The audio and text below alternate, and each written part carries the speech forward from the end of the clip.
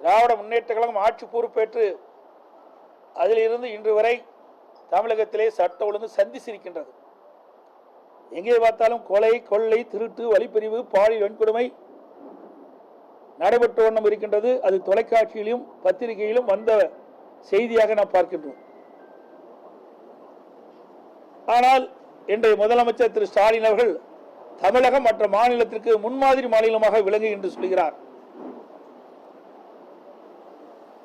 நாட்டில் நிலவுகின்ற பிரச்சனையை என்ன என்று தெரியாது இருக்கின்ற ஒரே முதலமைச்சர் இன்றைய முதலமைச்சர் திரு ஸ்டாலின் ஒருவர் தான். அண்மையில் நேற்றைய தினம் வலைதளையில் இருந்த ஒரு செய்தி, இதையாவது பார்த்து முதலமைச்சர் நடவடிக்கை எடுப்பார் என்று நான் கருதுகிறேன்.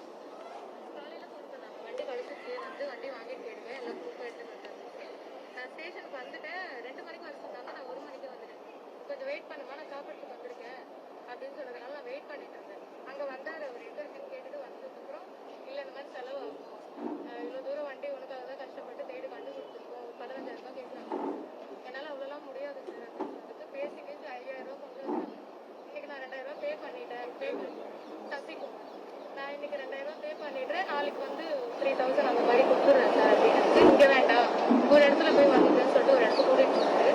அங்கே 2000 கொடுத்துட்டேன். அதுக்கப்புறம் சரிங்க சார் நான் வண்டி வாங்கிக்கிறேன்னு சொல்லும்போது ஒரு நிமிஷம் நில்லு, நான் உங்ககிட்ட கொஞ்சம் பேசணும், எதுனா சொன்னா தப்பா நினைச்சிக்க மாட்டேன். இல்லை சார் பரவாயில்ல, இவ்வளோ ஹெல்ப் பண்ணிருக்கீங்க, சொல்லுங்க சார்.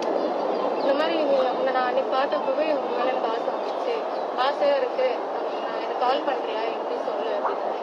சார் நான் கால் பண்றேன் சார், வண்டி நீங்க தேடி கண்டுபிடிச்சிருக்கீங்க, அதுக்காக தான் வந்திருக்கேன். நான் ஸ்டேஷன் வாங்க போய் பேசிக்கலான்ட்டு ஸ்டேஷன் கூப்பிட்டு வந்துட்டேன். கம்ப்ளைண்ட் அது நான் ஓகே எல்லாம் முடிஞ்சிச்சுன்னு எழுதிட்டு இருக்கும் போதெல்லாம் நீ என்ன இன்னும் எனக்கு பதில் சொல்லலன்னு கேட்டுட்டே இருந்தாரு. அதுக்கப்புறம் வண்டி ஸ்டார்ட் பண்ணும்போது ஓகே நான் கிளம்பிட்டேன் அப்படிங்கும்போது வண்டி நிறுத்திட்டு இப்ப என்ன சொல்றேன், எனக்கு அங்க ரூம் ஃப்ரீயா இருக்கு போலாமா, ஏன் இவ்வளவு தயங்குற, பயப்படாது, நான் இவ்வளவு சொல்றேன் சார், எனக்கு இந்த மாதிரி பழக்கம் இல்லை சார், எனக்கு பயமா இருக்கு நீங்க பேச ஏன் பயப்படுற, வீட்டுல யாருன்னா இருக்காங்க, யாருமே இல்லைல்ல, நைட்டு வரட்டா, நைட்டு வரட்டா இங்க ரூம் இருக்காங்க போலாமா அப்படின்னு. சரி எனக்கு பழக்கம் இல்லை சார், சரி எதுவுமே வேண்டாம், இங்க வண்டியில நான் அங்க போய் நில்லு, நான் ஒரு இடத்துக்கு வரேன், ஒரே ஒரு முட்டை மட்டும் கொடுத்துட்டு போயிடு, அதுக்கப்புறம் வேணா உங்களுக்கு இஷ்டம் இருந்தா நீ போன் பண்ண நம்ம பேசலாம் அப்படின்னு சொல்லிட்டே இருந்தாரு.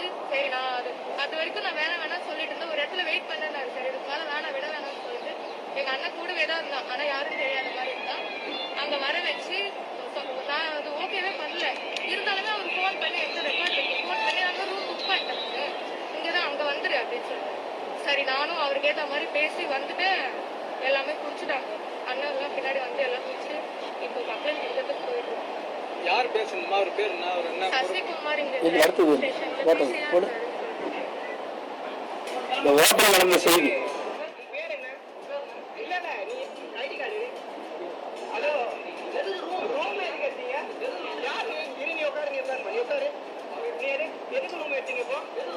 இப்ப ரூம் எடுத்தீங்க,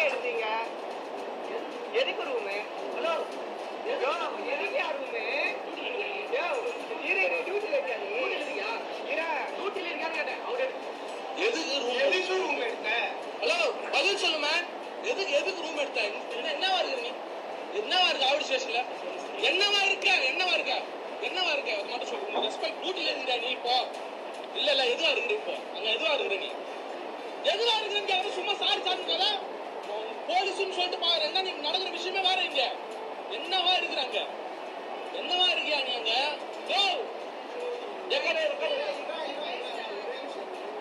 என்னவா ஒரு நிமிஷம் இங்க இரு.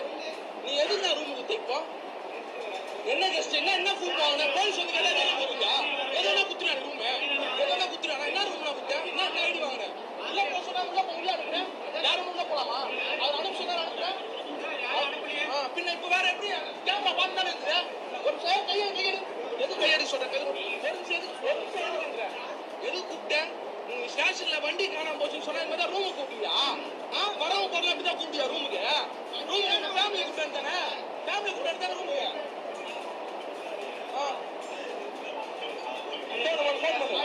போன் அடிங்க வாட்ஸ்அப்